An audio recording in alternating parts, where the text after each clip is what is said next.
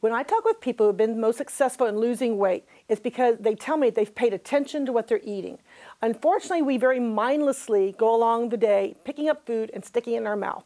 Many of us learned to eat from our parents and grandparents who came out of the Depression, who didn't have a lot to eat. Now, if you stop and think about it, we have ready access to lots and lots of food. Our parents and grandparents didn't have that. Back in the olden days, you had to either catch it, kill it, or grow it before you could eat it. We nowadays just pop it in your mouth. It's already all cooked. You don't have to prepare it. You don't have to do anything with it. You don't have to build a fire to cook your food. You stick it in the microwave, and there's no energy expended to even get the foods. So pay attention to what you're eating. Maybe take an inventory and write everything down for a couple of days. Once you've written it down, every single thing you put in your mouth, everything, what you drink, your snacks, everything.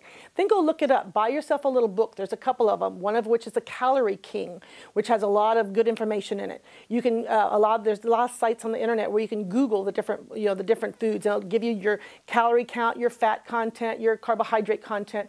Write all that down, and I think you'll be amazed at how much some of these, the high calorie and fat content of some of these foods.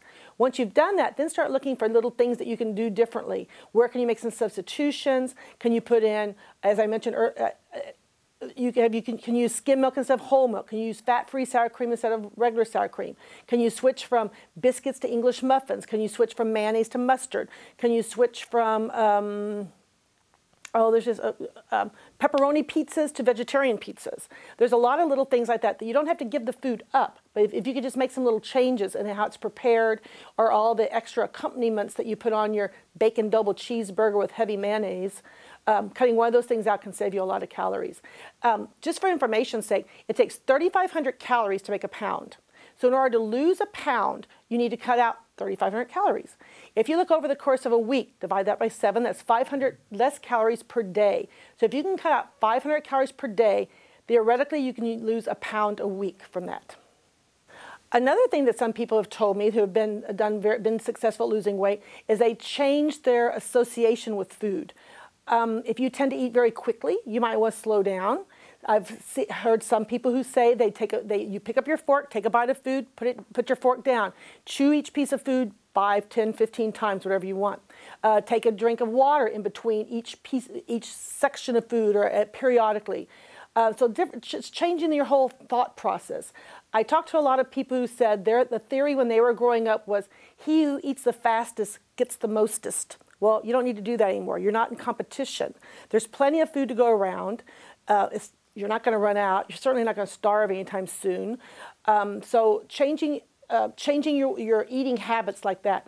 Also looking at what you associate food with. Do you reward yourself with food when you've had a really bad day? Is that when you stop off for a big chocolate milkshake? Is it that every time you go to the movies you have to get popcorn with a big giant soda? Do you associate do you have certain friends that every time you do something you always go out to eat? Maybe it's time to start making some changes in that. Maybe at your next holiday gathering, maybe instead of having regular sodas, you can start serving diet sodas, or having more iced tea with some of the non-nutritive sweeteners in it. So set yourself up for success. So surround yourself with people who do tend to eat healthier, or maybe you can be the catalyst to get everybody going and start making some recommendations and changes to your family and friends.